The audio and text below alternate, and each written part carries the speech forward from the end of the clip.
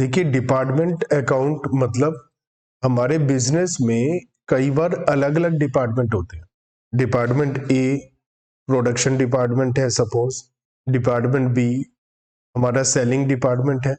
हम ये चाहते हैं कि हर एक डिपार्टमेंट का अलग अलग प्रॉफिट पता चले, अलग अलग उसकी अकाउंटिंग हो, तो उसके लिए डिपार्टमेंट अकाउंट्स। तो ये एक सिंपल चैप्टर है, बस इसमें थोड़ी सी हमें एडजस्टमेंट करनी होती है। जो अनरियलाइज्ड रेंट से रिलेटेड होती है वो भी बाद वाले क्वेश्चंस में आती है। अदरवाइज एक आसान है चैप्टर, और अगर आ जाए तो अच्छा रहता है, क्वेश्चन करने में भी हमें बहुत ज्यादा टाइम लगता नहीं है। ए बिजनेस में have a number of departments dealing in different type of goods. हमारे पास ऐसा भी हो सकता है कि हमारे पास 2-3 टाइप का बिजनेस है। हम शूज भी सेल करते हैं, हम लोग रेडीमेड गारमेंट भी सेल करते हैं, ऐसा भी हो सकता है। हम शैम्पू भी सेल करते हैं, सोप भी सेल करते हैं, ऐसा भी हो सकता है। In order to ascertain the profit or loss made by each department, it will be advisable to prepare separately P&L and trading account of each department at the end of the year. हमें अलग अलग बनाना पड़ेगा। Preparation of such departmental account is helpful to the business in the following respect. हमें क्या क्या फायदा हो जाएगा इससे? It enables the business to compare the performance of one department with that of another. अगर 2 डिपार्टमेंट है और दोनों का अलग अलग प्रॉफिट लॉस निकाला है, तो हम दोनों के प्रॉफिट को कंपेयर करेंगे तो परफॉर्मेंस भी तो कंपेयर हो जाएगी। It helps the business in formulating proper policy relating to the expansion of the business. New profitable lines of production और trading can be taken up while the existing line of production और trading which are giving a loss can be close down. जब हमने देखा अलग अलग profit loss निकाला, किसी में लॉस आ रहा है सेक्शन में, तो उसे बंद करो ना, उसकी जगह नया काम शुरू करो। It helps in appropriate rewarding or penalizing the department employees on the basis of results shown by them. तो हम क्या कर सकते हैं? हम रिवार्ड कर सकते हैं, पेनलाइज कर सकते हैं। जो अच्छा काम कर रहे हैं उन्हें हम रिवार्ड दे देंगे, जो सही काम नहीं कर रहे उन्हें पेनलाइज कर देंगे। Need for preparing departmental accounts, अभी जो हमने देखा वो भी था। The account of all the department of business established में बी प्रिपेयर्ड कंसोलिडेटेड और सेपरेटली। हम सबका मिलाकर भी अकाउंटिंग कर सकते हैं, अलग अलग भी कर सकते हैं। The preparation of consolidated account is simple and economic, but this fails to satisfy the managerial information need for the controlling the business intelligently and effectively. तो क्या है कि अगर हम कंसोलिडेटेड बिजनेस करते हैं, मतलब सबका प्रॉफिट एक साथ ही निकाल लिया, तो हमारे लिए आसान हो जाएगा, सस्ता भी पड़ेगा। लेकिन जो इंफॉर्मेशन चाहिए मैनेजर को या मैनेजरियल पर्सन को डिसीजन लेने के लिए, बिजनेस को बहुत समझदारी से और अच्छे से चलाने के लिए, वो डिसीजन वाली इंफॉर्मेशन नहीं मिल पाएगी। Departmental accounting aims at segregating the different activity of business in order to detect all type of waste and identify inadequacies or inefficiencies in the working of department. अगर हम अलग अलग अकाउंटिंग करेंगे तभी तो हमें पता चलेगा कौन सा डिपार्टमेंट चीजें वेस्ट कर रहा है, कहाँ पर हमारे इनएफिशिएंट लोग हैं, सही से काम कहाँ नहीं हो रहा।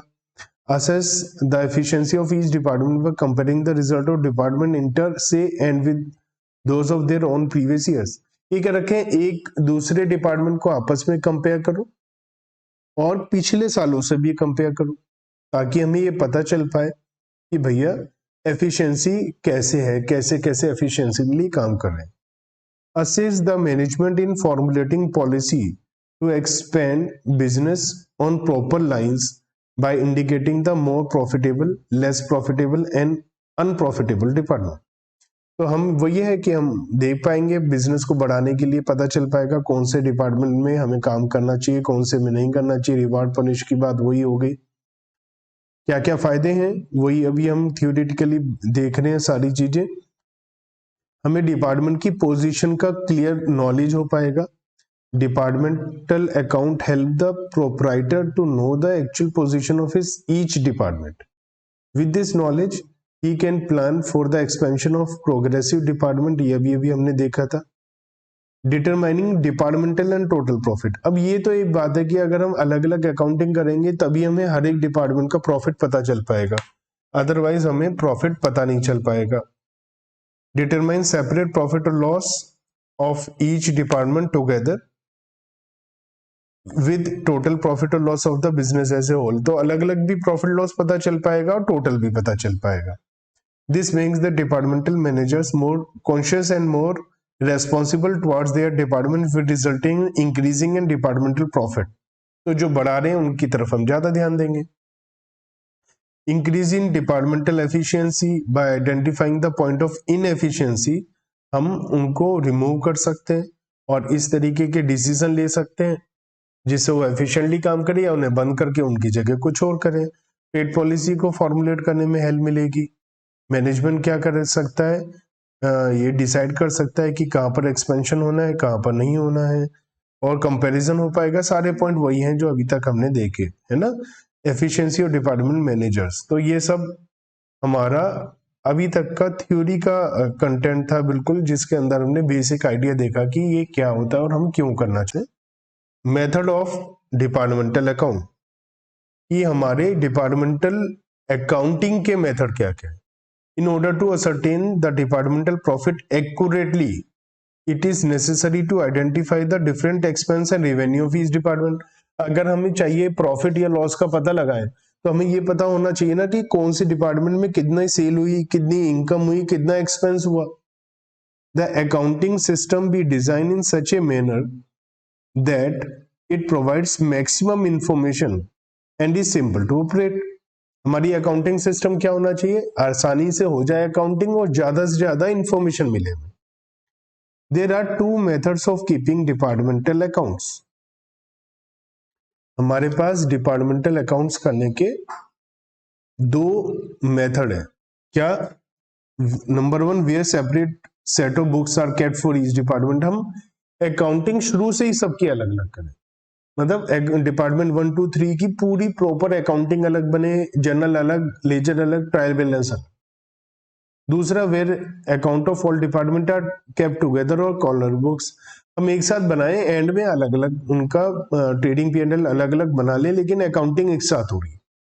तो नंबर वन क्या है, जहां पर separate set of books maintain होते हैं। This method of accounting is employed when the size of organization is very large और the law of land require the maintenance of separate books. बहुत बड़ा business है तो हमारे लिए फिजिबल है, कोई दिक्कत नहीं। या फिर जहां पर हम बिजनेस कर रहे हैं वहां का लॉ ये कहता है कि आपको अलग अलग अकाउंटिंग करनी। फॉर एग्जाम्पल, इंडिया में general insurance is required to be prepare separate revenue account for each type of business, fire, marine and accident. Insurance में इंडिया के अंदर जैसे फायर इंश्योरेंस है, मैरीन इंश्योरेंस है, एक्सीडेंट इंश्योरेंस है, इन सबको अलग अलग अकाउंटिंग दिखानी होती है। Under this method each department is regarded as a separate unit and accounts are kept independently. हम क्या करते हैं, इनको अलग अलग मानते हुए, सेपरेट यूनिट मानते हुए करते हैं। At the year end the trading result of all the departments are combined to get the trading result of the organisation as a whole. तो ये कह रखा है कि हम at the end of the year क्या करेंगे, सब अलग अलग डिपार्टमेंट को प्रॉफिट लॉस से निकालेंगे और फिर उसका टोटल कर देंगे तो बिजनेस का भी आ जाएगा। This method is rarely used and is also expensive in operation. तो जनरली ऐसा होता नहीं है, हम भी अकाउंटिंग करेंगे तो ये मेथड कम दिखाई देगा क्योंकि इसमें टाइम भी बहुत लगता है, महंगा भी बहुत होता है। सबसे ज्यादा ये होता है where account of all department are kept together on corner books. When the size of organization is small, the entire bookkeeping system for the business as a whole is generally kept by central account department। तो एक ही accountant maintain करता है। A department does not maintain full double entry की system, लेकिन कुछ record ऐसे होते हैं जिन्हें अलग अलग ही पता लगाया जाता है। मतलब कुछ रिकॉर्डिंग अकाउंटिंग तो एक साथ हो रही है, लेकिन कुछ रिकॉर्ड ऐसे हैं जो अलग अलग भी हम मेंटेन कर रहे हैं इंफॉर्मेशन, ताकि हम अलग अलग ट्रेडिंग पीएनएल बना पाए। जैसे परचेजेस सेल अलग अलग ही हमें पता होनी चाहिए। The central account department generally maintain an analytical और columnar purchase and sale book to distinguish between the purchases and sale of different department. जैसे हमने परचेजेस बुक बनाई तो उसमें जैसे हम कैश बुक बनाते थे उसमें कैश और बैंक कॉलम अलग अलग होते थे, ऐसे यहाँ पर परचेजेस सेल में कॉलम अलग अलग डिपार्टमेंट के हिसाब से बना लेंगे। After ascertaining purchases, sale of each department and also the direct expenses incurred, it only requires a department closing stock in order to prepare a trading P&L. Following is the specimen of departmental trading account. तो कैसे बनेगा departmental trading and P&L account? तो departmental trading account में क्या होगा,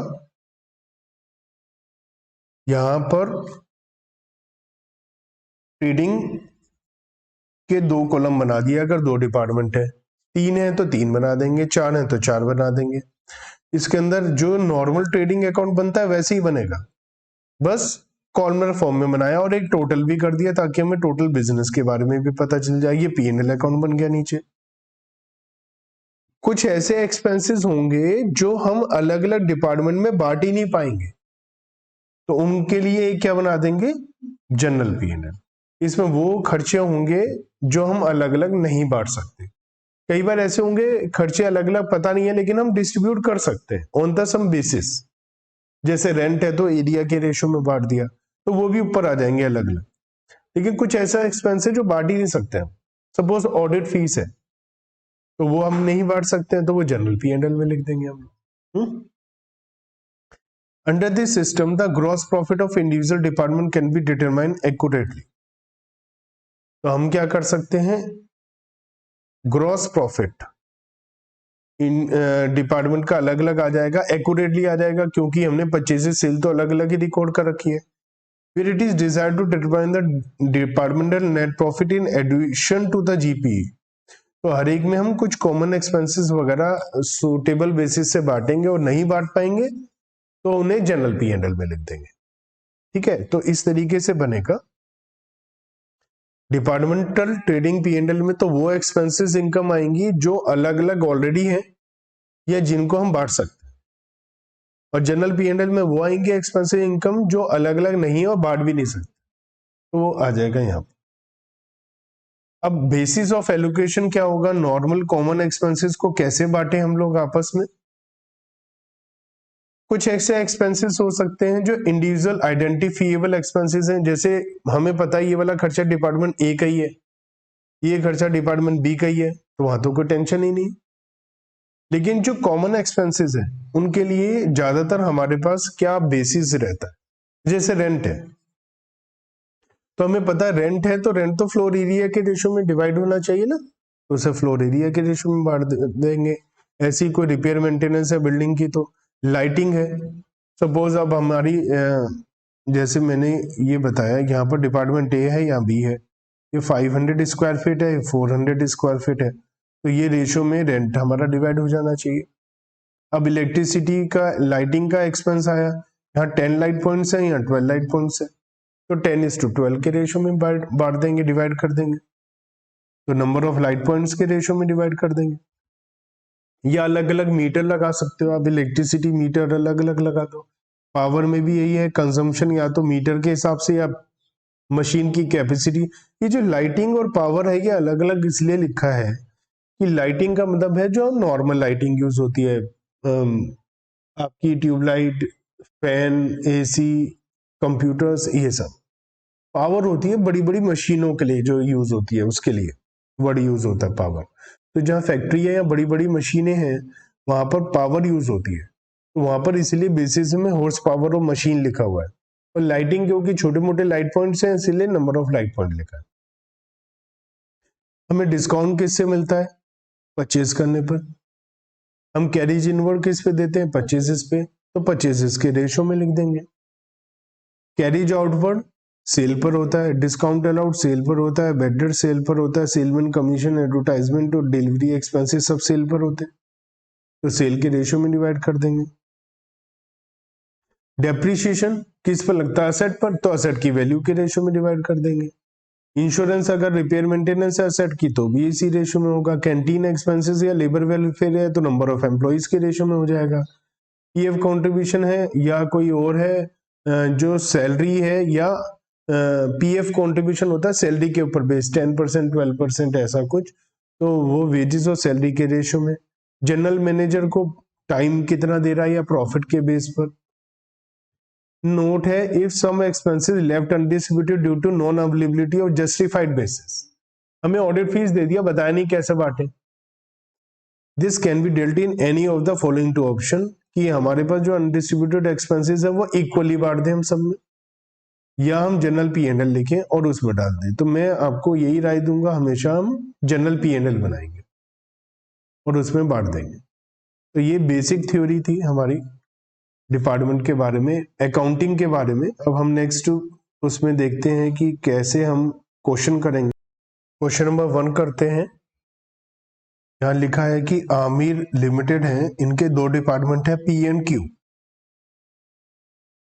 हमें departmental trading P and L account बनाना है और नेट प्रॉफिट बताना है कि कितना जाएगा बैलेंस शीट में।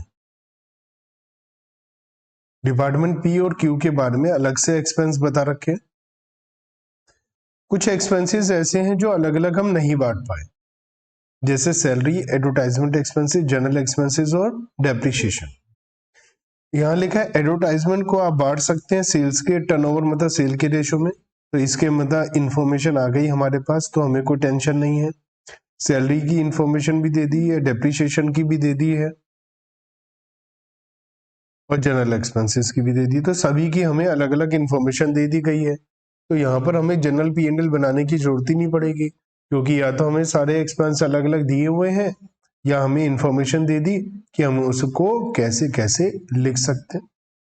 तो आइए हम मिलकर करते हैं, आप भी करिए, मैं भी करता हूँ। हम मिलकर क्वेश्चन करते हैं ताकि हमें पता चल पाए कि हमें एक्चुअल में कैसे इसकी अकाउंटिंग करनी होती है।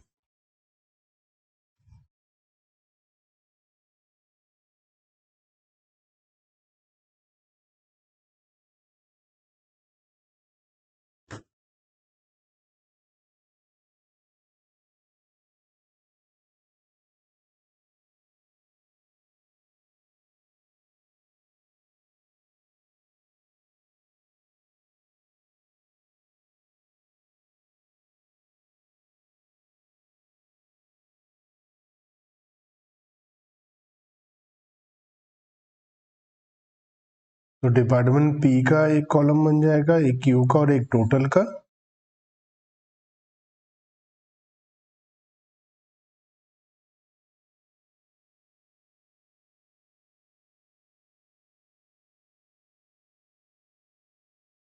हेडिंग डाल देते हैं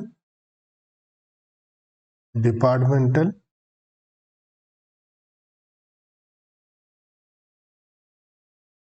trading and profit and loss account for the year ending 31st March 16, particulars P, Q and total, particulars P, Q and total,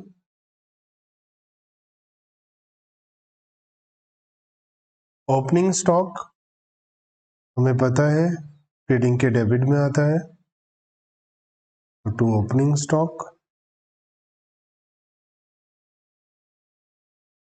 1 lakh and nil total 1 lakh. Purchases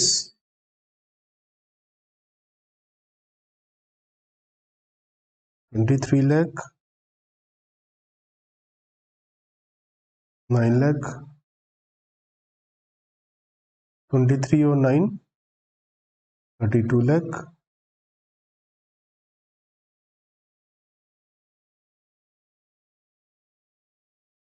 wages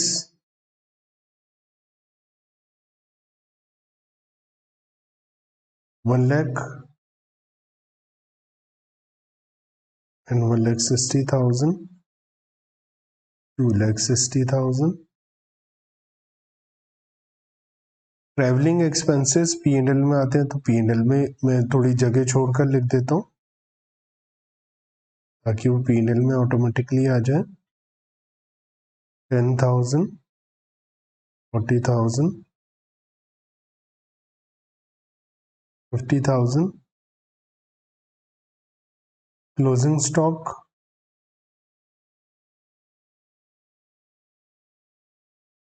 5 lakh,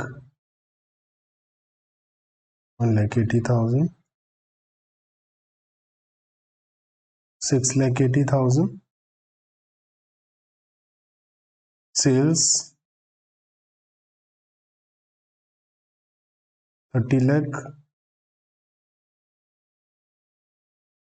15 lakh,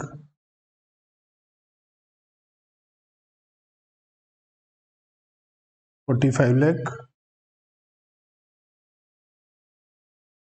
printing stationery again P&L में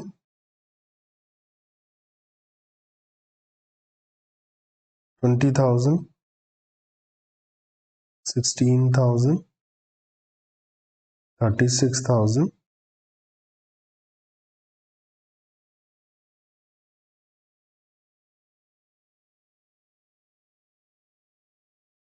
कुछ expenses ऐसे हैं जो हमें सीधा सीधा बता नहीं रखे लेकिन इंफॉर्मेशन बता रखी है, तो उसको हम वर्किंग नोट में कैलकुलेट कर लेते हैं।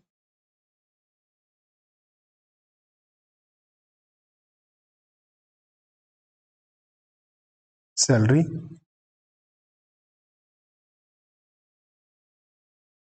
सैलरी के लिए हमें बता रखा है 2,70,000 रुपीज है, और एडिशनल इंफॉर्मेशन में सैलरी को 2:1 के रेशियो में डिवाइड करना है। तो कितना आ जाएगा? 2,70,000 को 2:1 के रेशियो में करेंगे तो 1,80,000 और 90,000। तो इसको पता लगा लिया हमने कितना है। नेक्स्ट है एडवर्टाइजमेंट 90,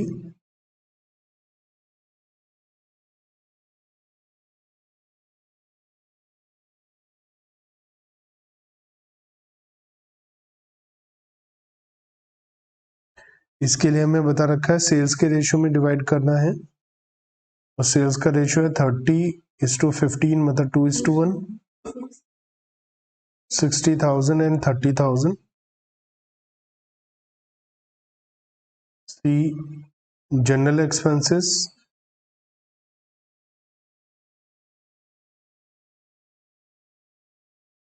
3:1। तो जनरल एक्सपेंसेस हमें दिए हुए हैं 8 लाख, तो ये 6 लाख और 2 लाख हो जाएंगे।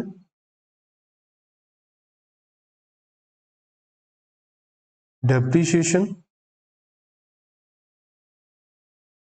डेप्रीशिएशन के लिए क्या बोला है?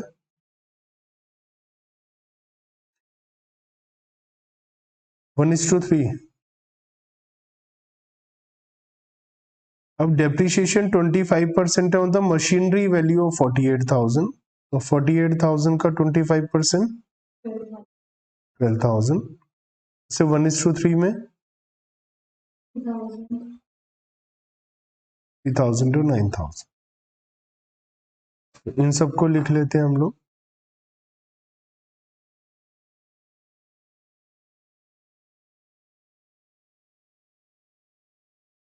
To salaries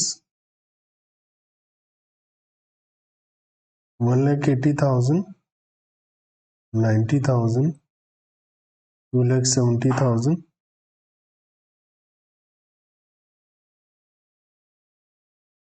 advertisement 60,000, 30,000, 90,000, general expenses 6 lakh, 2 lakh,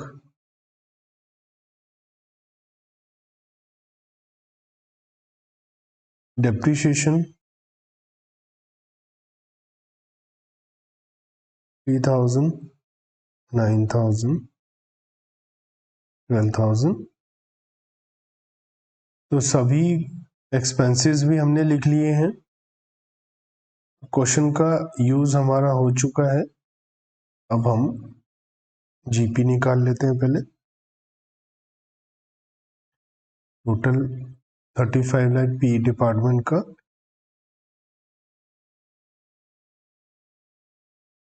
35 में से 25 लाख लेस होकर ग्रॉस प्रॉफिट आ जाएगा 10 लाख।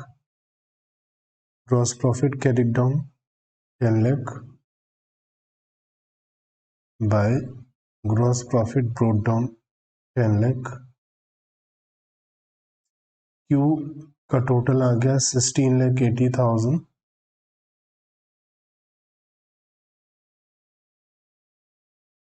तो 1060 लेस हो जाएगा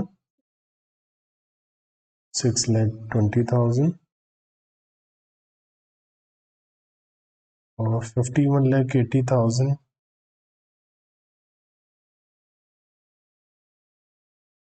माइनस 3560 16,20,000।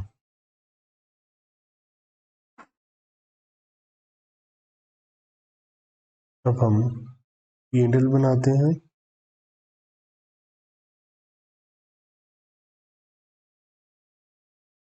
प्रॉफिट आ रहा है कितना,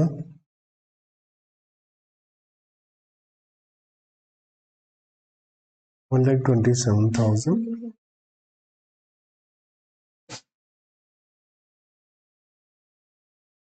बी में भी प्रॉफिट आ रहा है 1,35,000।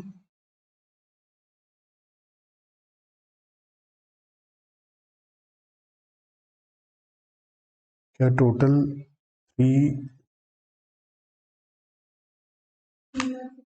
362 ही आ रहा है ना। इसे है ना सॉल्व करके देखना चाहिए हमें, अलग से तो मैच हो जाएगा। मतलब हमने तो इसको सॉल्व ऐसे किया, फिर इसको ऐसे भी टोटल करके चेक कर लिया, तो कैलकुलेशन मिस्टेक कहीं होगी तो वो मालूम चल जाएगी हम लोगों को। तो ये बिल्कुल बेसिक क्वेश्चन था जिसके अंदर इंफॉर्मेशन थी, हमें ट्रेडिंग P&L डिपार्टमेंट का बनाना था। मेथड ऑफ डिपार्टमेंटल अकाउंट, ये हमारे डिपार्टमेंटल अकाउंटिंग के मेथड क्या क्या है। In order to ascertain the departmental profit accurately, it is necessary to identify the different expense and revenue of each department. अगर हमें चाहिए प्रॉफिट या लॉस का पता लगाए तो हमें ये पता होना चाहिए ना कि कौन सी डिपार्टमेंट में कितना सेल हुई, कितनी इनकम हुई, कितना एक्सपेंस हुआ। The accounting system be designed in such a manner that it provides maximum information and is simple to operate. हमारी अकाउंटिंग सिस्टम क्या होना चाहिए, आसानी से हो जाए अकाउंटिंग और ज्यादा से ज्यादा इंफॉर्मेशन मिले। There are two methods of keeping departmental accounts. हमारे पास डिपार्टमेंटल अकाउंट्स करने के दो मेथड है। क्या, number one, where separate set of books are kept for each department. हम अकाउंटिंग शुरू से ही सबकी अलग अलग करें, मतलब डिपार्टमेंट 1 2 3 की पूरी प्रॉपर अकाउंटिंग अलग बने, जर्नल अलग, लेजर अलग, ट्रायल बैलेंस अलग। दूसरा, where account of all department are kept together और कॉलर बुक्स। हम एक साथ बनाए, एंड में अलग अलग उनका ट्रेडिंग P&L अलग अलग बना ले, लेकिन अकाउंटिंग एक साथ हो रही। तो नंबर वन क्या है, जहां पर separate set of books maintain होते हैं। This method of accounting is employed when the size of organization is very large और the law of land require the maintenance of separate books. बहुत बड़ा business है तो हमारे लिए फिजिबल है, कोई दिक्कत नहीं। या फिर जहां पर हम बिजनेस कर रहे हैं वहां का लॉ ये कहता है कि आपको अलग अलग अकाउंटिंग करनी। फॉर एग्जांपल, इंडिया में general insurance is required to be prepare separate revenue account for each type of business, fire, marine and accident. Insurance में इंडिया के अंदर जैसे फायर इंश्योरेंस है, मैरीन इंश्योरेंस है, एक्सीडेंट इंश्योरेंस है, इन सबको अलग अलग अकाउंटिंग दिखानी होती है। Under this method each department is regarded as a separate unit and accounts are kept independently. हम क्या करते हैं, इनको अलग अलग मानते हुए, सेपरेट यूनिट मानते हुए करते हैं। At the year end the trading result of all the departments are combined to get the trading result of the organisation as a whole. तो ये कह रखा है कि हम at the end of the year क्या करेंगे, सब अलग अलग डिपार्टमेंट को प्रॉफिट लॉस निकालेंगे और फिर उसका टोटल कर देंगे तो बिजनेस का भी आ जाएगा। This method is rarely used and is also expensive in operation. तो जनरली ऐसा होता नहीं है। हम भी अकाउंटिंग करेंगे तो ये मेथड कम दिखाई देगा, क्योंकि इसमें टाइम भी बहुत लगता है, महंगा भी बहुत होता है। सबसे ज्यादा ये होता है where account of all department are kept together on corner books when the size of organization is small, the entire bookkeeping system for the business as a whole is generally kept by central account department. तो एक ही accountant maintain करता है। A department does not maintain full double entry की system, लेकिन कुछ record ऐसे होते हैं जिन्हें अलग अलग ही पता लगाया जाता है। मतलब कुछ रिकॉर्डिंग अकाउंटिंग तो एक साथ हो रही है, लेकिन कुछ रिकॉर्ड ऐसे हैं जो अलग अलग भी हम मेंटेन कर रहे हैं इंफॉर्मेशन, ताकि हम अलग अलग ट्रेडिंग P&L बना पाए। जैसे परचेजेस सेल अलग अलग ही हमें पता होनी चाहिए। The central account department generally maintain an analytical और columnar purchase and sale day book to distinguish between the purchases and sale of different department.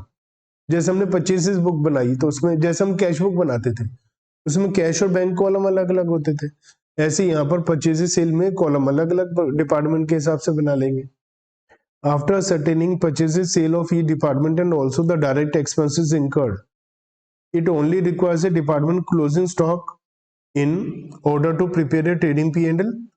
Following is the specimen of departmental trading account. तो कैसे बनेगा departmental trading and P&L account? तो departmental trading account में क्या होगा, यहां पर trading के 2 कॉलम बना दिया। अगर 2 डिपार्टमेंट है, 3 है तो 3 बना देंगे, 4 है तो 4 बना देंगे। इसके अंदर जो नॉर्मल ट्रेडिंग अकाउंट बनता है वैसे ही बनेगा, बस कॉलमर फॉर्म में बनाया और एक टोटल भी कर दिया, ताकि हमें टोटल बिजनेस के बारे में भी पता चल जाए। ये P&L अकाउंट बन गया नीचे। कुछ ऐसे एक्सपेंसेस होंगे जो हम अलग अलग डिपार्टमेंट में बांट ही नहीं पाएंगे, तो उनके लिए क्या बना देंगे, जनरल P&L। इसमें वो खर्चे होंगे जो हम अलग अलग नहीं बांट सकते। कई बार ऐसे होंगे खर्चे अलग अलग पता नहीं है, लेकिन हम डिस्ट्रीब्यूट कर सकते हैं ऑन द सम बेसिस। जैसे रेंट है तो एरिया के रेशो में बांट दिया, तो वो भी ऊपर आ जाएंगे अलग अलग। लेकिन कुछ ऐसा एक्सपेंस है जो बांट ही नहीं सकते हम। सपोज ऑडिट फीस है, तो वो हम नहीं बांट सकते हैं, तो वो जनरल P&L में लिख देंगे हम। Under this system the gross profit of individual department can be determine accurately.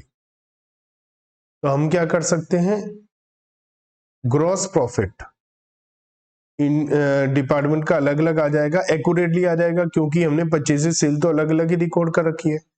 फिर it is desired to determine the departmental net profit in addition to the GP।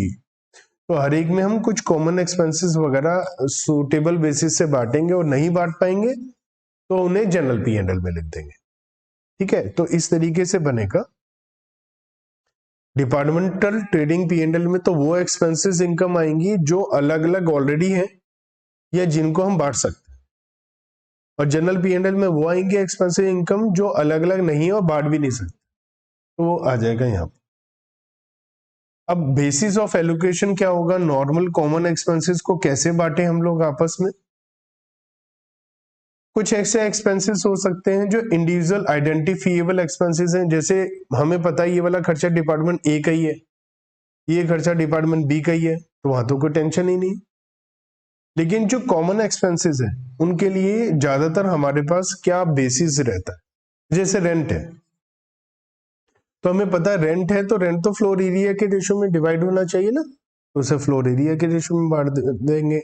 ऐसी कोई रिपेयर मेंटेनेंस है building की, तो लाइटिंग है, suppose अब हमारी जैसे मैंने ये बताया यहाँ पर डिपार्टमेंट A है या B है, ये 500 स्क्वायर फीट है, 400 स्क्वायर फीट है, तो ये रेशो में रेंट हमारा डिवाइड हो जाना चाहिए।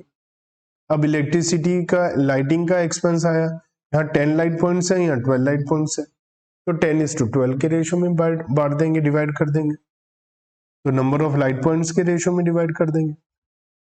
या अलग अलग मीटर लगा सकते हो आप, इलेक्ट्रिसिटी मीटर अलग अलग लगा दो। पावर में भी यही है, कंजम्पशन या तो मीटर के हिसाब से या मशीन की कैपेसिटी। ये जो लाइटिंग और पावर है ये अलग अलग इसलिए लिखा है कि लाइटिंग का मतलब है जो नॉर्मल लाइटिंग यूज होती है, आपकी ट्यूबलाइट, फैन, AC, कंप्यूटर्स, ये सब। पावर होती है बड़ी बड़ी मशीनों के लिए जो यूज होती है, उसके लिए वर्ड यूज होता है पावर। तो जहाँ फैक्ट्री है या बड़ी बड़ी मशीनें हैं वहां पर पावर यूज होती है, तो वहां पर इसीलिए बेसिस में हॉर्स पावर ऑफ मशीन लिखा हुआ है। और लाइटिंग क्योंकि छोटे मोटे लाइट पॉइंट्स हैं इसीलिए नंबर ऑफ लाइट पॉइंट लिखा है। हमें डिस्काउंट किससे मिलता है? परचेज करने पर। हम कैरिज इनवर्ड किस पे देते हैं? परचेजेस पे, तो परचेजेस के रेशो में लिख देंगे। कैरिज आउटवर्ड सेल पर होता है, डिस्काउंट अलाउड सेल पर होता है, बेडर सेल पर होता है, सेलमैन कमीशन, एडवर्टाइजमेंट और डिलीवरी एक्सपेंसेस सब सेल पर होते हैं, तो सेल के रेशो में डिवाइड कर देंगे। डेप्रिसिएशन किस पर लगता है? असेट पर, तो असेट की वैल्यू के रेशो में डिवाइड कर देंगे। इंश्योरेंस अगर रिपेयर मेंटेनेंस है असेट की तो भी इसी रेशो में होगा। कैंटीन एक्सपेंसेस या लेबर वेलफेयर है तो नंबर ऑफ एम्प्लॉइज के रेशो में हो जाएगा। पीएफ कंट्रीब्यूशन है या कोई और है, जो सैलरी है या पीएफ कंट्रीब्यूशन होता है सैलरी के ऊपर बेस 10% 12% ऐसा कुछ, तो वो वेजेस और सैलरी के रेशो में। जनरल मैनेजर को टाइम कितना दे रहा है या प्रॉफिट के बेस पर। नोट है, if some expenses left undistributed due to non availability of justified basis, हमें ऑडिट फीस दे दिया, बताया नहीं कैसे बांटे।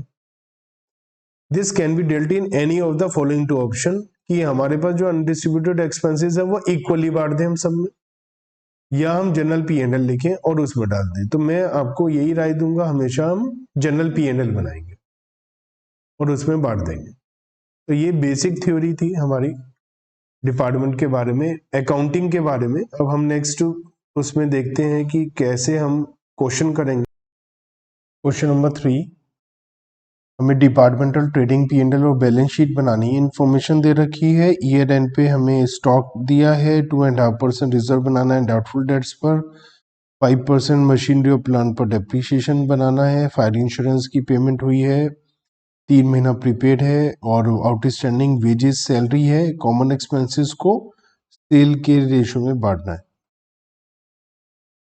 तो ये सारी इंफॉर्मेशन है हमारे पास। ट्रायल बैलेंस दिया हुआ है, तो हमें trading P and L balance sheet तीनों काम करना है। तो क्वेश्चन इस टाइप का है, जैसे ये मानिए 11th क्लास में हम लोग trading P and L balance sheet बनाते हैं, तो उस टाइप का हमारा ये क्वेश्चन है। ठीक है, तो एक साथ बनाते हैं हम लोग ट्रेडिंग पी एंड एल और बैलेंस शीट। आप लोग भी मेरे साथ साथ बनाइए। दो डिपार्टमेंट है हमारे पास, तो दोनों डिपार्टमेंट के लिए हम लोग ट्रेडिंग अकाउंट बनाएंगे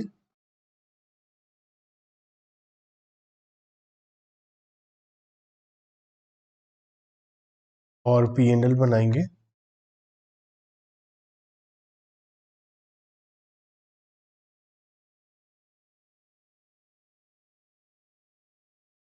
मेरे ख्याल से पूरे में आराम से मेरा ट्रेडिंग पी आ जाएगा। डिपार्टमेंट ए, डिपार्टमेंट बी,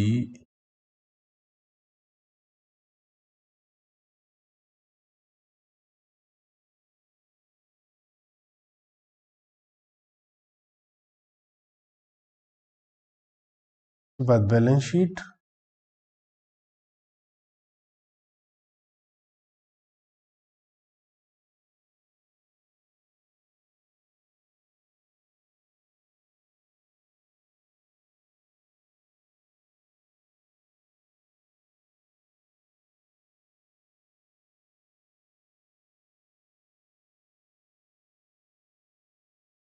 तो ये बैलेंस शीट बन जाएगी। इंडिविजुअल है तो टी फॉर्म में हम बना सकते हैं, कंपनी होती तो कंपनी के हिसाब से बनानी पड़ती।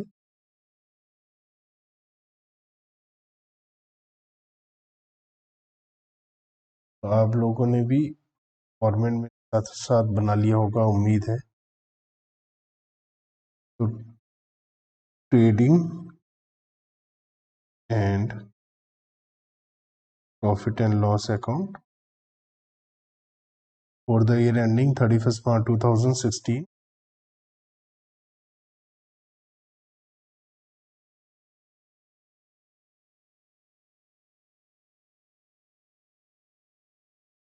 particulars can be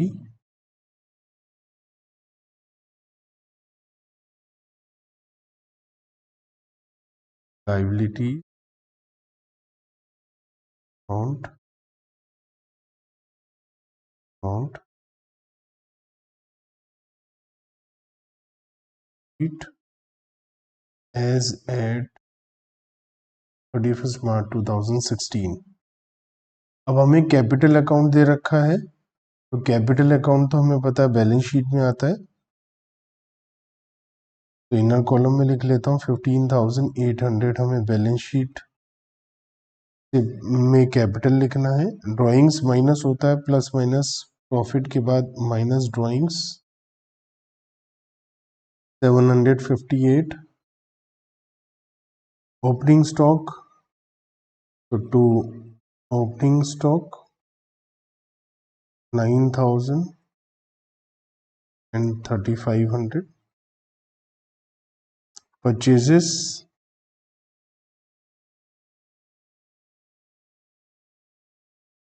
to purchases 20,000 और 8,500।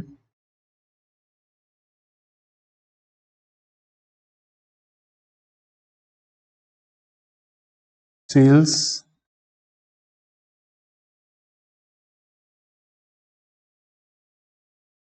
क्रेडिट में आ जाएगी 30,000 10,000। Wages,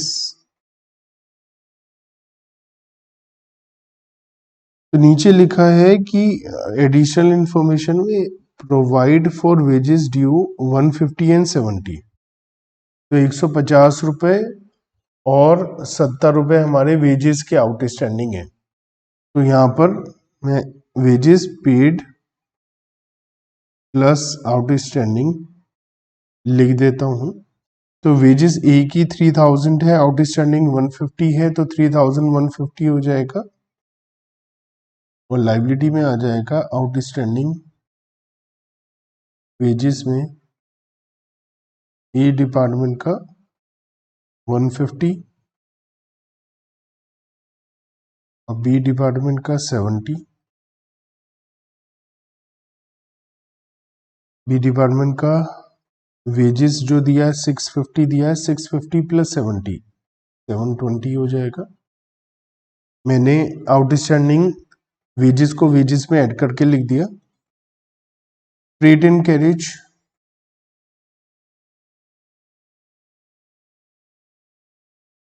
250 and 65।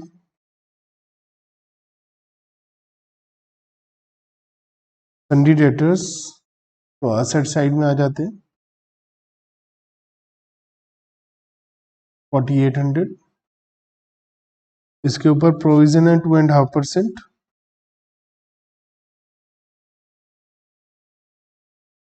तो 4,800 का 2.5% 120, तो 4,680 आ जाएगा। और P&L अकाउंट में जो कि यहाँ का ही होगा, इसमें आ जाएगा to provision for bad debts. अब ये जो हमारे डेटर्स हैं, इसमें कितने डेटर्स हैं हमारे पास ए डिपार्टमेंट के और कितने डेटर्स हैं बी डिपार्टमेंट के, ऐसा हमें कुछ भी नहीं बता रखा है। तो हमसे बोल रखा है कि जो खर्चे कॉमन है उसको सेल्स के रेशो में, टर्नओवर के रेशो में डिवाइड करना है, ऐसा क्वेश्चन में लिखा हुआ है, ये लास्ट लाइन में लिखा हुआ है। तो टर्नओवर के रेशो में बांटने हैं, टर्नओवर है 330 और 10, मतलब 3:1 के रेशो में। तो मेरा जो अमाउंट आया है 120, उसे 3 और 1 के रेशो में डिवाइड करता हूँ, 90 रुपीज और 30 रुपीज आ जाएगा। डेटर्स के बाद है क्रेडिटर्स 5,600,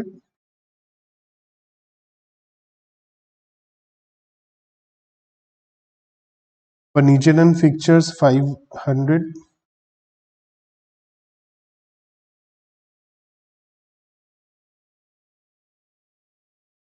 इसके ऊपर डेप्रीशिएशन लगाना है।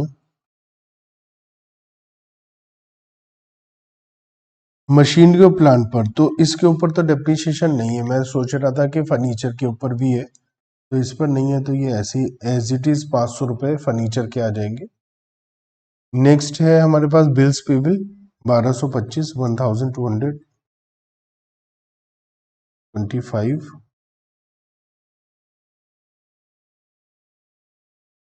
बिल रिसीवेबल 1000,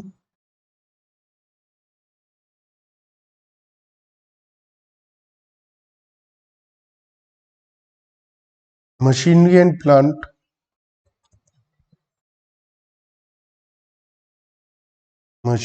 प्लांट 10,000, इसमें से लेस होगा डेप्रीशिएशन है 5%, तो 10,000 का 5% 500, यहाँ आ जाएगा to depreciation on plant and machinery. 500 को हम 3:1 के रेशो में डिवाइड करेंगे। अगेन इसके ये कॉमन एक्सपेंसेस है। 500 को 3 और 1 में डिवाइड कर देते हैं, 375, 125, सैलरीज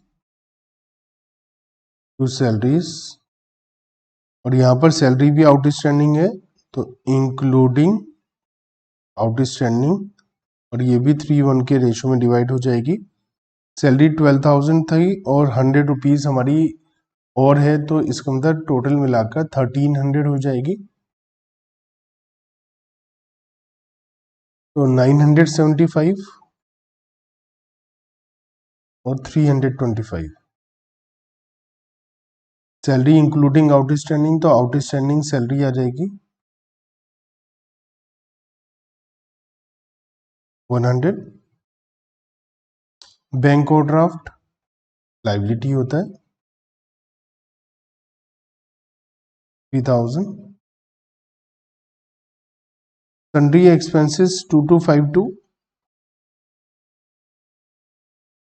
अब जो फायर इंश्योरेंस प्रीमियम है उसके लिए बता रखा है हमें एक्रूड, तो इसका उसके लिए अलग से हमें कोई इन्फॉर्मेशन दे नहीं रखी है, तो फायर इंश्योरेंस को हम सन्ड्री एक्सपेंसेस में ही प्लस माइनस कर लेते हैं क्योंकि अलग से हमें और कुछ नहीं दे रखा है। तो फायर इंश्योरेंस है 80 रुपीज़, जो हमें 3 महीने का एडवांस है, तो 80 में से 3 महीने का जो एडवांस है वो 20 रुपये हो जाता है, तो उसका हिसाब कर लेते हैं।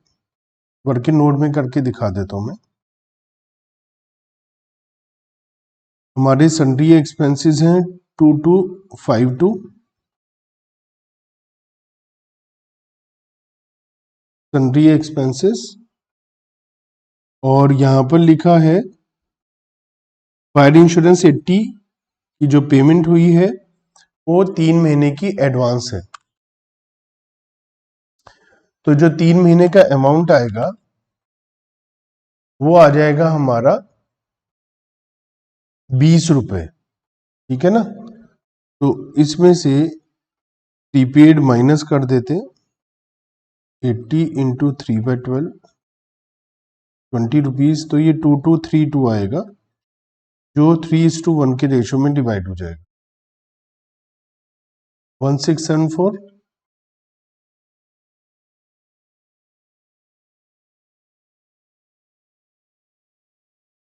और 558।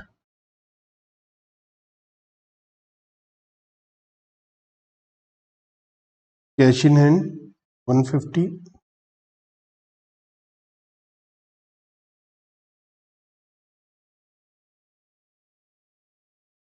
स्टॉक है तो by closing stock 8500 and 3000।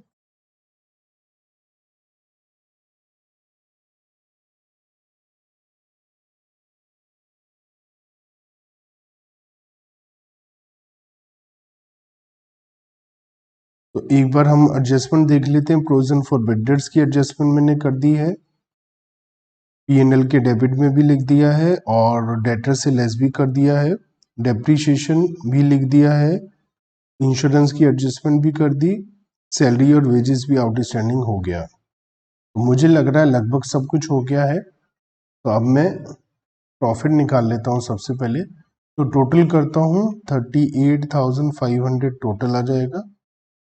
Department A के ट्रेडिंग अकाउंट का। तो यहाँ से ग्रॉस प्रॉफिट 38,500 माइनस 9,000, 20,000, 3,150 और 250, 6,100 का ग्रॉस प्रॉफिट आ जाएगा हमारा डिपार्टमेंट ए का। और बी का देखें तो टोटल है 13,000। इस 13,000 में से 3,500 और 8,500, 720 और 65 लेस हो जाएगा। तो 215 रुपीज़ का हमारा ग्रॉस प्रॉफिट आएगा, बहुत ही कम है। Gross profit brought down 6,100 215।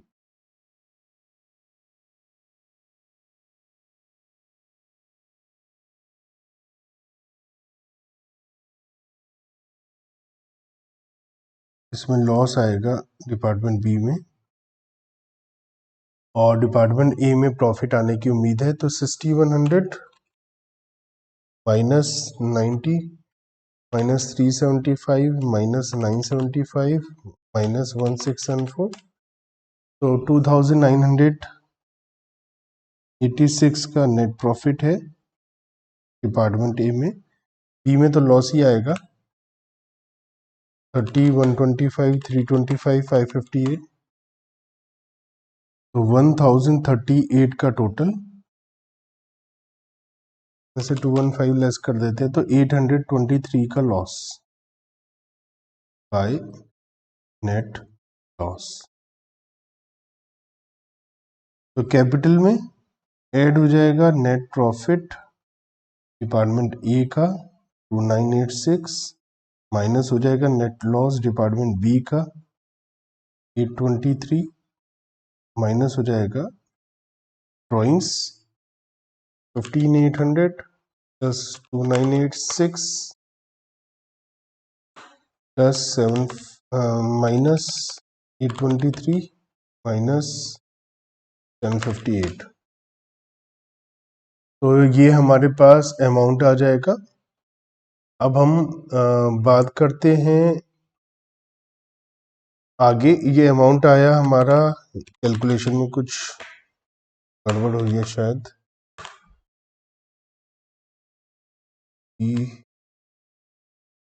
17,205 total कर लेते हैं, plus 3,000 plus 100 plus 1,225 plus 5,600 plus 220, तो 27,350। असेट साइड का टोटल भी चेक कर लेते हैं एक बार। 150, 11,500, 4,680, 1,500, 9,500। तो यहाँ पर 20 रुपए की कमी है, और 20 रुपए का जो डिफरेंस है, 20 रुपए का क्या था? Prepaid insurance, fire insurance. वो नहीं लिखा था तो वो याद आ गया, वो लिख लिया। तो ये था हमारा डिपार्टमेंटल ट्रेडिंग अकाउंट, जिसमें ट्रेडिंग, P&L और बैलेंस शीट भी हमसे पूछा गया था। मैसर्स अमिताभ हैं, इनका डिपार्टमेंटल स्टोर है और इनके पास 3 डिपार्टमेंट हैं, जिसका नाम है X, Y and Z। Manager जो है, उन हर एक मैनेजर को हम 10% का कमीशन देते हैं उनके नेट प्रॉफिट पर। एनुअल सैलरी भी देते हैं और कमीशन भी देते हैं। इंफॉर्मेशन हमें तीनों डिपार्टमेंट के लिए बता रखी है। नॉर्मल की opening stock, purchases, closing debtor, sale, closing stock, floor area कितना है और नंबर ऑफ एम्प्लॉयज कितने हैं। कुछ और इन्फॉर्मेशन है कि कैरेज इनवर्ड है, लेकिन ये देखकर बहुत इजी कर दिया। अगर हमें ये नहीं दिया होता तो हमें फिर अपना दिमाग लगाना होता कि कौन सा खर्चा किस रेशो में डिवाइड होगा। लेकिन यहाँ तो कोई टेंशन की बात ही नहीं है, यहाँ तो हमें बता ही दिया। तो सब एक्सपेंसेस किस रेशो में डिवाइड होने हैं ये भी बता दिया। क्लोजिंग डेट पे असेट्स और लाइबिलिटीज कितनी है ये बताया है हमें। ट्रेडिंग P&L और बैलेंस शीट बनानी है और वेंडर्स पर 5% का प्रोविजन बनाना है। तो चलिए करते हैं। ट्रेडिंग P&L और बैलेंस शीट बनानी है। यहाँ पर सभी एक्सपेंसेस को डिवाइड करने के लिए हमें बता रखा है, तो जनरल P&L की तो जरूरत पड़ेगी नहीं हमें।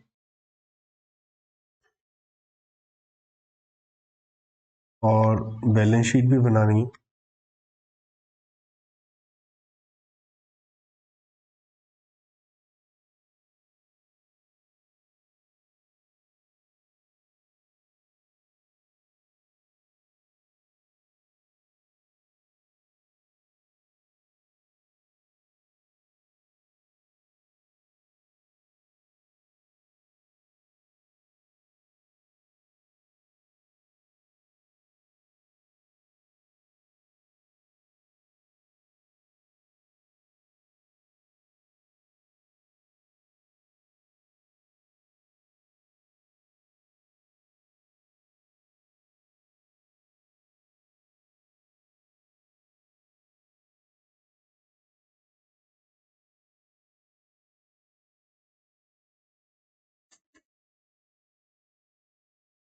अगर एग्जाम में हमारे पास टाइम कम है तो हम लोग टोटल का कॉलम स्किप कर सकते हैं, अगर बिल्कुल टाइम नहीं है एग्जाम में तो।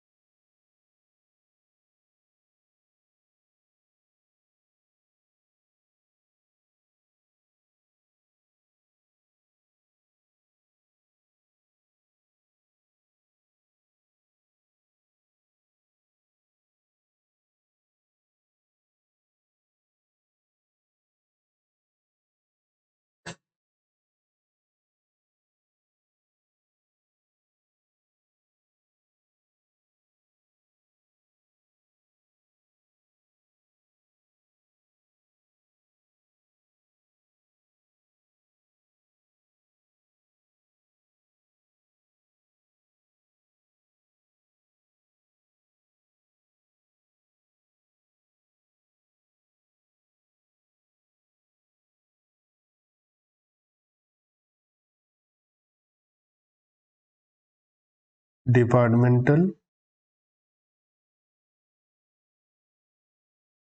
Trading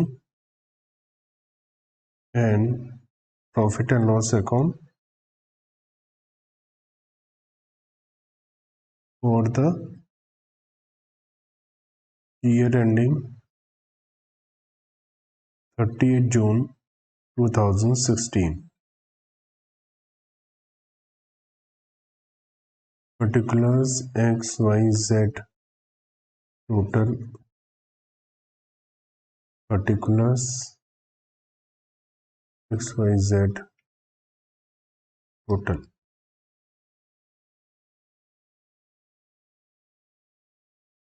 opening stock 74,000, 48,000, 41,000। टोटल कितना हो गया? एक साथ बाद में टोटल कर लेंगे, अभी ऐसे लिख लेते हैं, टोटल वाले कॉलम में लास्ट में फिलिंग कर दें। ठीक है। To purchases 2,64,000, 1,76,000, 88,000। Debtors balance sheet में आएंगे।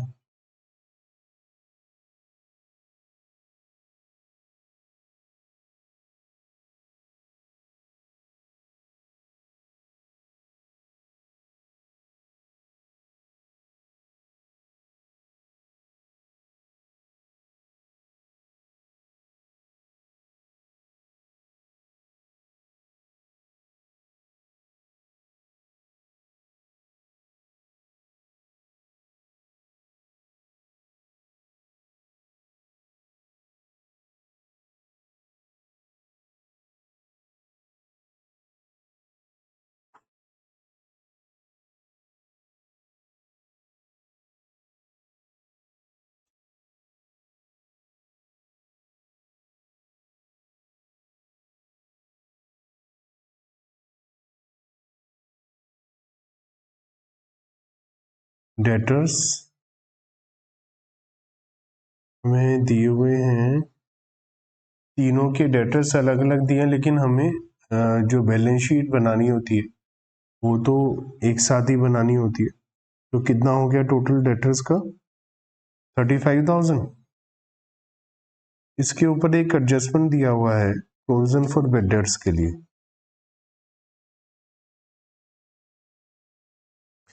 प्रोविजन फॉर बैड डेट्स है 5%, तो 35,000 का 5% होता है 1750, 33,250 आ जाएगा। अब ये जो प्रोविजन फॉर बैड डेट्स है, ये हमें अलग अलग डेटर्स दिए हुए हैं, तो अलग अलग प्रोविजन फॉर बैड डेट्स भी आ सकता है। XYZ का अलग अलग हमें डेटर्स दिया हुआ है। तो जब हम डिपार्टमेंटल बनाएंगे P&L अकाउंट, तो यहाँ पर आ जाएगा to provision for bad debts. तो X के डेटर्स है 15,000, तो 15,000 का 5% कितना होता है? 1050, और 10,000 का 5% 500, 500 और 1750। तो इसीलिए हमें डेटर्स अलग अलग दिए हुए थे। नेक्स्ट है सेल्स। By sales 3,60,000, 2,70,000, 1,80,000,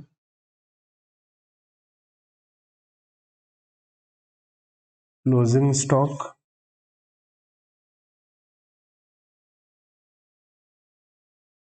92,000, 35,000, 43,000। इसका टोटल कर लेते हैं। क्लोजिंग स्टॉक बैलेंस शीट में आ जाएगा। क्लोजिंग स्टॉक का टोटल कितना आ गया? तो 1,70,000 हमने बैलेंस शीट में लिख दिया। तो अगर हम तीनों चीजें एक साथ बना रहे हैं तो टाइम कम लगेगा। जो चीज जहां लिखनी है हम हाथों हाथ लिखते जाएंगे। इसके बाद फ्लोर स्पेस और नंबर ऑफ एम्प्लॉयज, ये कोई एक्सपेंसेस, इनकम, एसेट, लाइबिलिटी नहीं है, ये इन्फॉर्मेशन है ताकि हम कुछ एक्सपेंसेस अपनी कॉस्ट को निकाल पाए। तो इसका यूज कर लेंगे अभी हम। कैरेज इनवर्ड है परचेजेस पर, तो ट्रेडिंग में आ जाएगा। कैरेज इनवर्ड परचेजेस के रेशियो में डिवाइड कर दीजिए। तो परचेजेस का एक बार टोटल कर लेते हैं। परचेजेस का टोटल है 2,64,000, 1,76,000 एंड 88,000, 5,28,000। तो आपको क्या करना चाहिए? इसको सिंपल कैरेज इनवर्ड हमें दिया हुआ है ना 6,000, तो 6,000 इंटू 264 डिवाइड बाय 528। ठीक है, तो कितना आ गया? 3,000, 2,000, 1,000।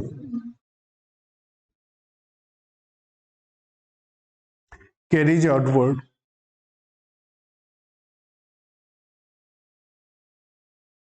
P&L में आ जाएगा। कैरेज आउटवर्ड है टर्नओवर, मतलब सेल के रेशियो में, तो सेल का टोटल कर लेते हैं। 360, 270 और 180, 8,10,000।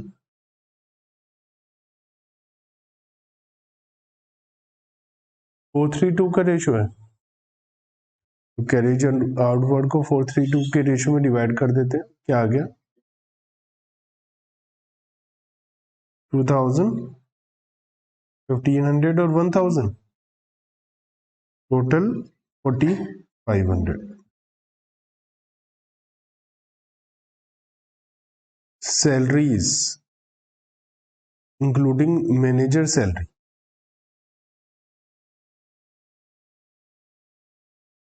तो सैलरी मैनेजर की सैलरी के लिए तो हमें बता रखा है कि मैनेजर को 3,000 रुपए मिलते हैं सबको, और जो बाकी है उन्हें नंबर ऑफ एम्प्लॉयज के रेशियो में डिवाइड करना है। तो हम लिख लेते हैं 2 सैलरीज एक्सक्लूडिंग मैनेजर सैलरी। तो एक मैनेजर की 3,000 है तो 9,000 रुपए हो गई।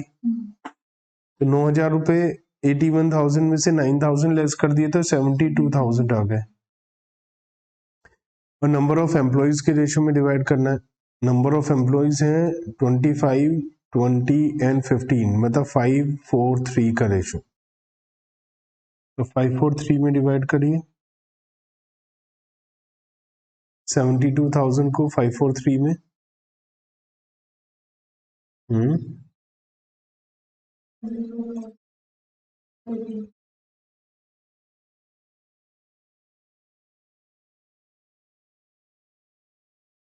मैनेजर की सैलरी भी लिख लेते हैं।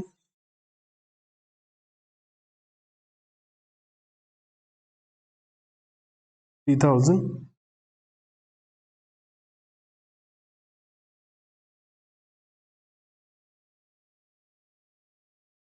एडवर्टाइजमेंट सेल्स के रेशियो में है।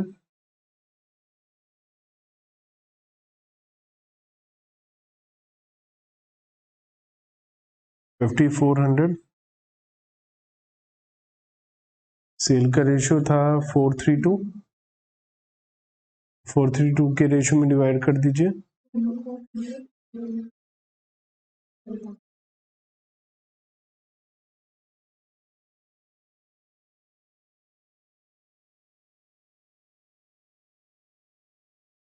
डिस्काउंट अलाउड सेल्स के रेशियो में।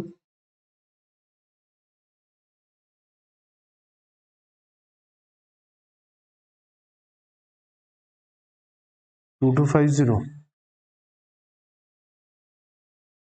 तो ये कितना अमाउंट आ जाएगा? 1,750, 500। डिस्काउंट रिसीव्ड पीरियड में आ जाएगा।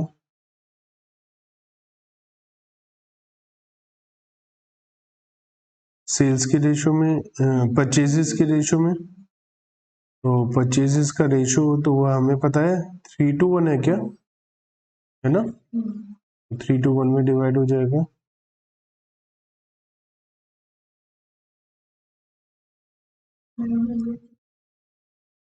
$900, $600, $300। Rent rates and taxes.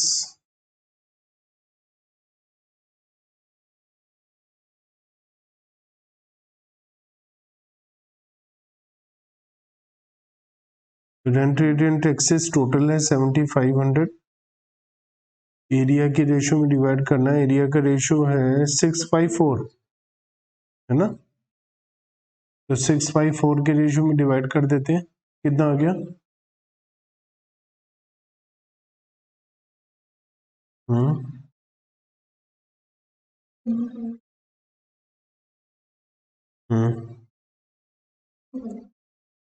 Depreciation.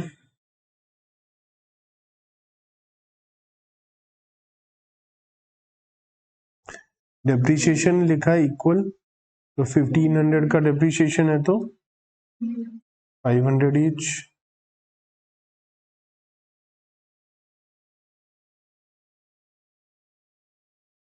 कुछ बचा तो नहीं है। एक स्टार्टिंग में लिखा 10% नेट प्रॉफिट का देना है कमीशन। अभी हम पहले नेट प्रॉफिट निकालने के लिए पहले जीपी निकाल लेते हैं।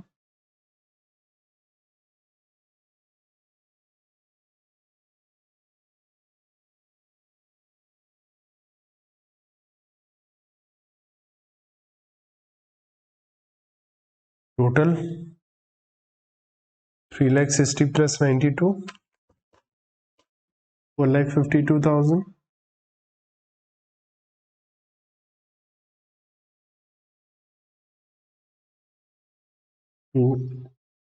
Gross profit carry down.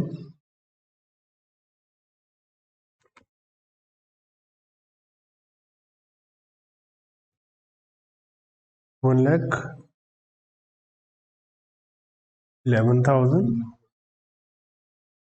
by gross profit down 1,11,000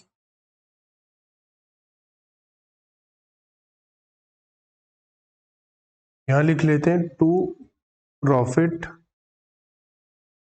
before commission. ठीक है,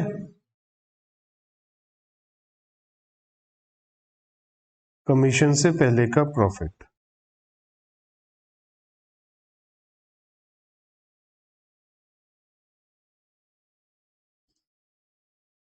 तो कितना प्रॉफिट आ रहा है कमीशन से पहले का?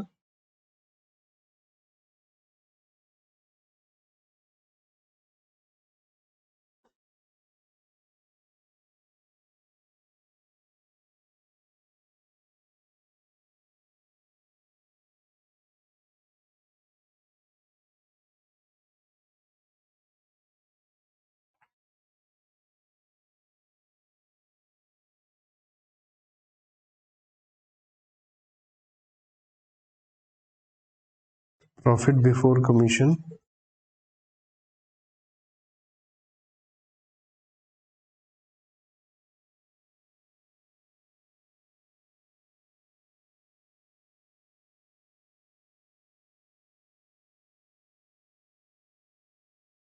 एक्स का कितना आ रहा है? 69250 by profit before commission 69250।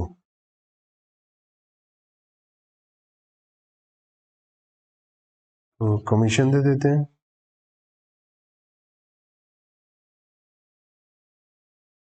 10% of net profit. तो आफ्टर बिफोर नहीं लिखा तो नॉर्मल 69250 का 10%,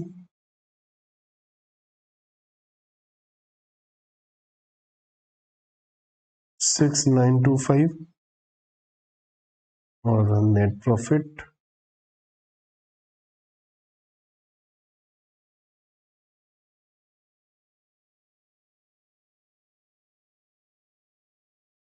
69250 माइनस 6925 62,325।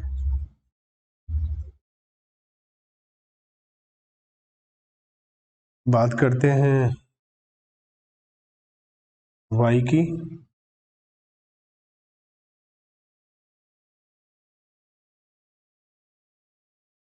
y का टोटल आ रहा है 270 प्लस 35 3,05,000 ट्रेडिंग का टोटल। तो जीपी आया कितना? 79,000।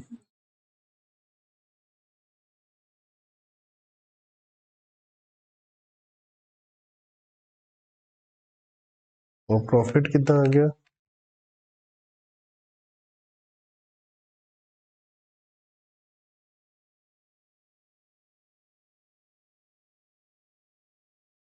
500, 2,500, 1050, 1,800, 1,500, 500 and 27,000, 45,050।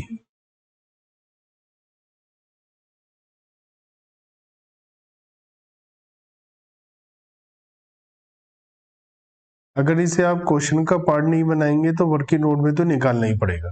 तो वर्किंग नोट में निकालने पे डबल टाइम लगता है, इससे अच्छा यहीं पे हमने कर दिया।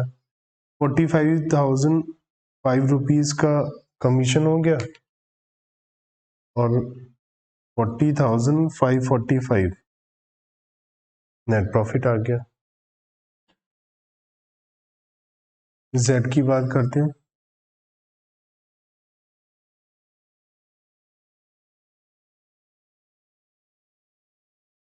जीपी कितना आ रहा है? 93,000।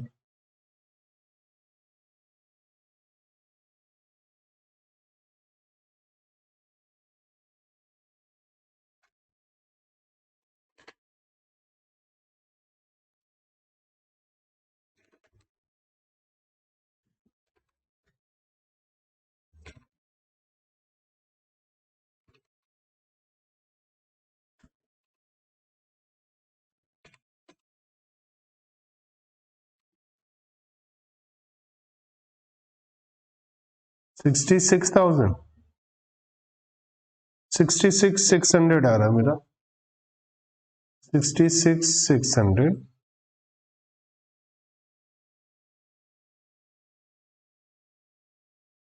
तो 6,660 हमारा कमीशन हो जाएगा और 59,940 नेट प्रॉफिट हो जाएगा।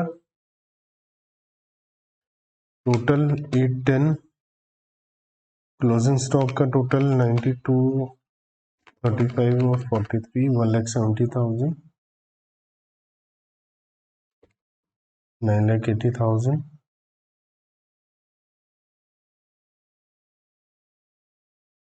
ओपनिंग स्टॉक का टोटल 74 48 और 41,000 1,63,000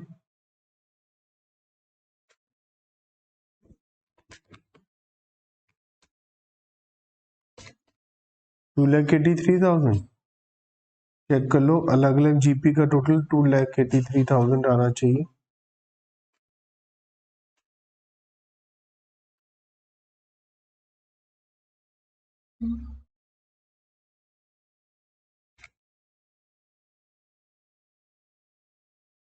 -1,500 -7,500 -2,250 -5,400 -4,500 1,750 72,000 9,000 1,80,900 चेक करके देखो टोटल हर एक नेट प्रॉफिट का यही है 69,250 45,050 और 66,600 1,80,900 यही है।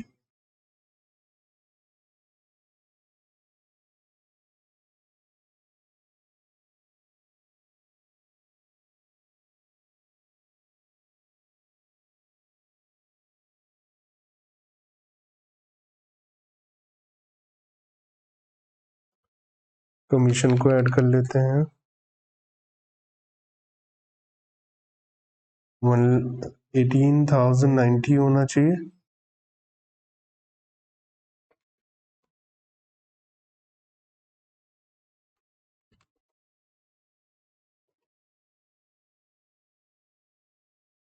$1,62,810 अब बैलेंस शीट के अंदर capital elec plus profit 1,62,810 462,810 drawings तो नहीं है ना कहीं। गुडविल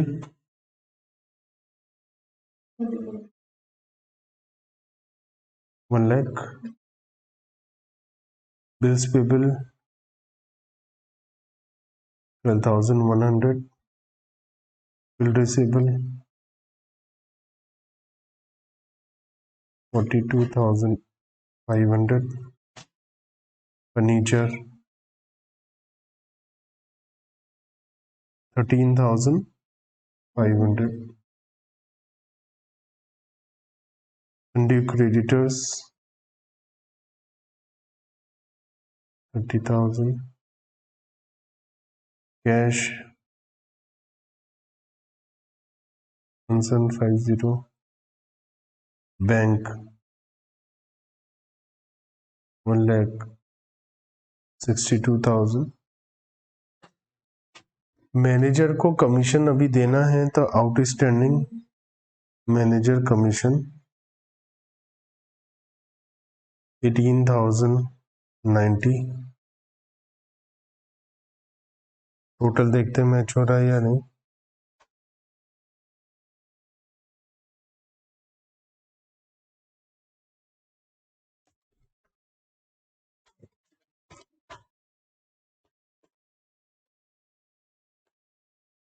$5,23,000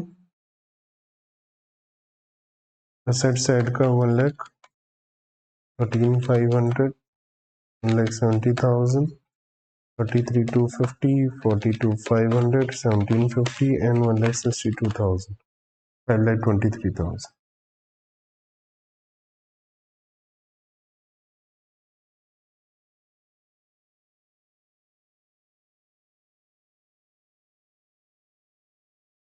बेसिक क्वेश्चन था लेकिन थोड़ा सा बड़ा था। अभी तक हमने क्या किया, जो जो क्वेश्चन हमने किए उन क्वेश्चन में एक डिपार्टमेंट दूसरे डिपार्टमेंट को कुछ माल नहीं दे रहा, मतलब सब डिपार्टमेंट इंडिविजुअली काम कर रहे थे, एक डिपार्टमेंट का दूसरे से कोई लेना देना, कोई ट्रांजैक्शन नहीं हो रही थी। लेकिन अब हम जो टॉपिक पढ़ रहे हैं इंटर डिपार्टमेंटल ट्रांसफर का, तो आप ये मानकर चलिए एग्जाम में जो अभी तक हमने पढ़ा है उसमें से आने की चांसेस नहीं होते हैं कि एक डिपार्टमेंट का दूसरे से कोई लेना देना ही नहीं है।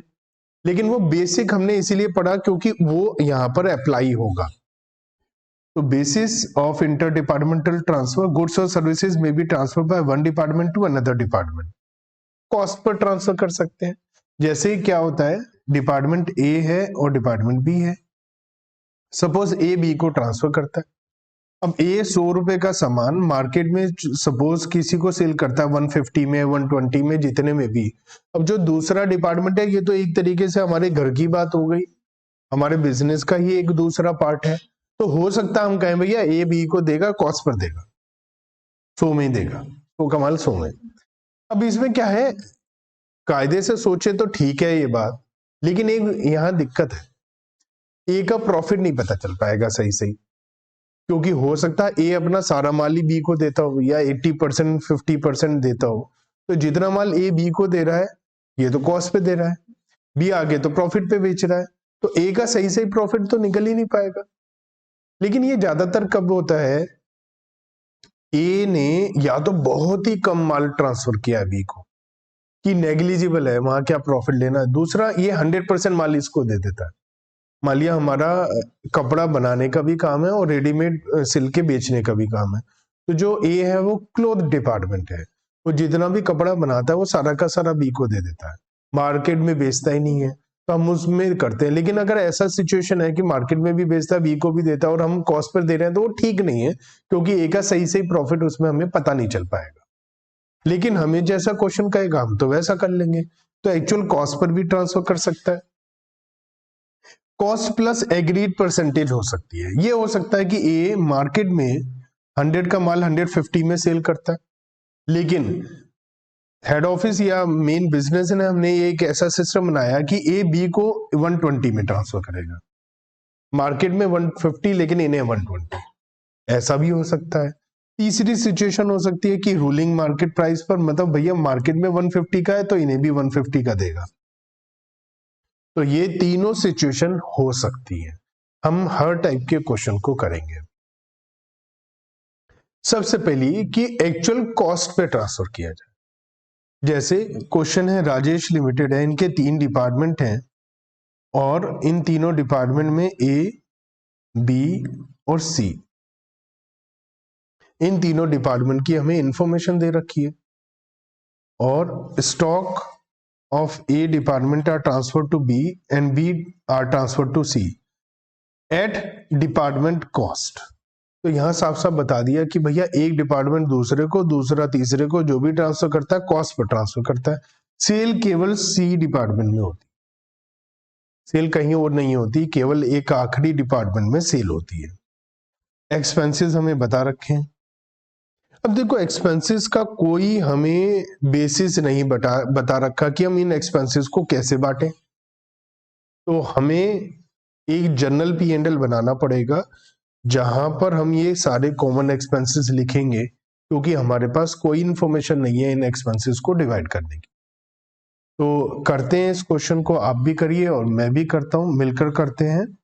सबसे पहले तो एक तो हमसे बोला है डिपार्टमेंट ट्रेडिंग एंड P&L, तो डिपार्टमेंट वाइज हम ट्रेडिंग अकाउंट तो बना पाएंगे, लेकिन जो P&L अकाउंट है वो तो कॉमन ही हम बना पाएंगे, क्योंकि हमें अलग अलग P&L से रिलेटेड कोई इंफॉर्मेशन हमारे पास नहीं है।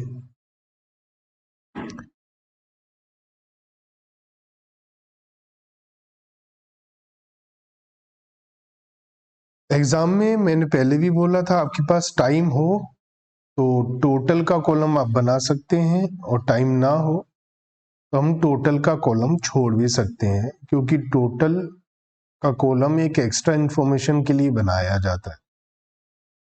अगर हमारे पास टाइम कम है तो हम उसे इग्नोर कर सकते हैं। अब मैं यहाँ इसीलिए इग्नोर कर रहा हूँ क्योंकि जगह कम है, बहुत सारे कॉलम बन जाएंगे, 3 डिपार्टमेंट पहले ही हैं, एक टोटल का कॉलम मैं और बना लूंगा तो मेरे पास जगह बहुत कम हो जाएगी, छोटा छोटा मुझे लिखना पड़ेगा।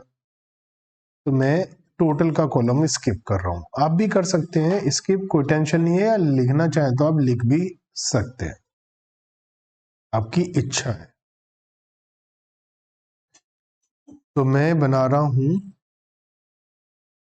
Departmental trading account, particulars ABC लिख दिया मैंने, और पर्टिकुलर्स ABC, ये डेबिट साइड हो गई और ये क्रेडिट साइड हो गई। ओपनिंग स्टॉक मुझे पता है ट्रेडिंग की डेबिट में आता है, तो मैं इसे डेबिट में लिख देता हूं। To opening stock 3000, 4000 and 6000। Consumption of direct material,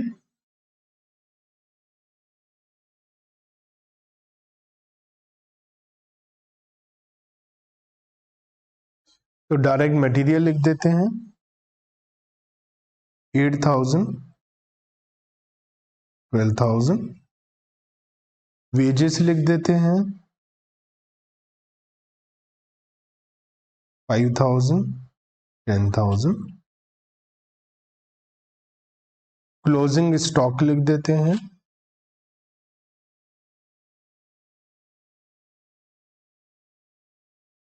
4000, 14000 and 8000। Sales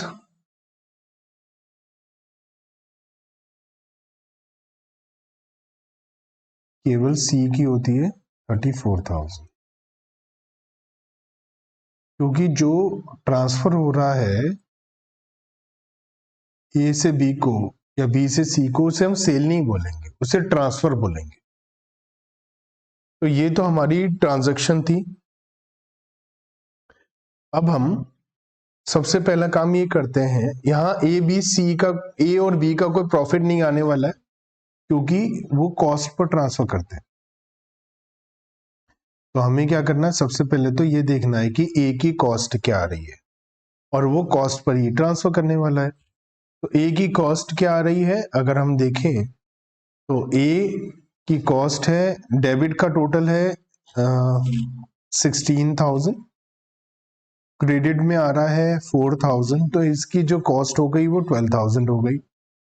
तो ये अपना माल 12,000 का 12,000 में ही बी को ट्रांसफर कर देंगे, तो बाय ट्रांसफर लिख देंगे। और यहाँ बैलेंसिंग फिगर भी मैं लिख सकता हूं ताकि मुझे पता चल जाए ये अमाउंट कहां से आई, 12,000। जो ए ने बी को ट्रांसफर करी है, तो ए के क्रेडिट में हुआ जस्ट लाइक सेल ट्रांसफर कर रहा है, बी के लिए जस्ट लाइक परचेजेस है तो बी के डेबिट में आ जाएगा, तो टू ट्रांसफर। अब मैं यहां पर ये भी लिख सकता था ट्रांसफर टू बी, लेकिन फिर मुझे दो अलग अलग जगह लिखना पड़ता, ट्रांसफर टू बी से सी में, ट्रांसफर टू सी, और डेबिट में भी दो लिखने पड़ते। इन झंझट से बचो और केवल ट्रांसफर लिख दो, या ये लिख सकते हो ट्रांसफर टू डिपार्टमेंट या इंटर डिपार्टमेंट ट्रांसफर, लेकिन ट्रांसफर ही लिख दो, ट्रांसफर टू ABC ये सब लिखने की जरूरत नहीं है, उससे जगह खराब होगी। तो 12,000 रुपए ए के क्रेडिट में आ गया जस्ट लाइक सेल, और बी के डेबिट में आ गया जस्ट लाइक परचेजेस। अब बी की कॉस्ट निकालते हैं, तो बी का डेबिट का टोटल कितना आ रहा है 38,000, 14,000 क्रेडिट में है, तो बैलेंसिंग फिगर निकाल लेते हैं 24,000, तो बी के क्रेडिट में आ गया 24,000 और सी के डेबिट में आ गया 24,000। अब क्योंकि सी ने सेल करा है तो सी का प्रॉफिट हम निकाल पाएंगे, तो सी का प्रॉफिट कितना आ गया टोटल 42,000। 12,000 का प्रॉफिट आ गया टू ग्रॉस प्रॉफिट 12,000। तो ये तो हमने डिपार्टमेंटल ट्रेडिंग अकाउंट बना लिया। अब हमें एक जनरल या common P and L account बनाना है, जिसका नाम जनरल पी एंड एल या कॉमन पी एंड एल लिख सकते हैं। General profit and loss account. Year नहीं दिया इसलिए, डेट नहीं दी इसलिए मैं फॉर द ईयर एंडिंग नहीं लिख रहा हूं, अदरवाइज मैं लिख देता फॉर द ईयर एंडिंग, कौन से ईयर के लिए बना रहे हैं। तो जो कॉमन एक्सपेंसेस हैं वो सब यहां पर आ जाएंगे।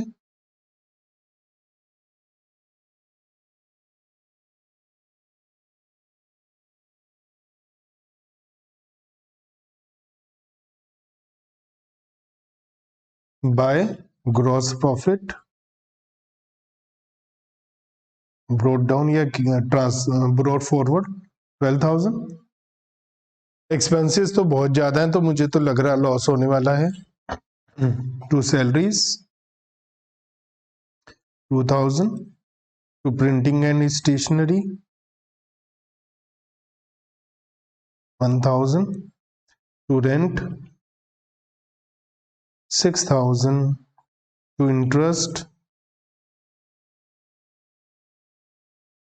4,000, टू डेप्रिसिएशन 3,000। टोटल किया मैंने मुझे लग रहा लॉस हो गया 16,000 टोटल आ गया और 4,000 का लॉस हो गया बाय नेट लॉस 4,000।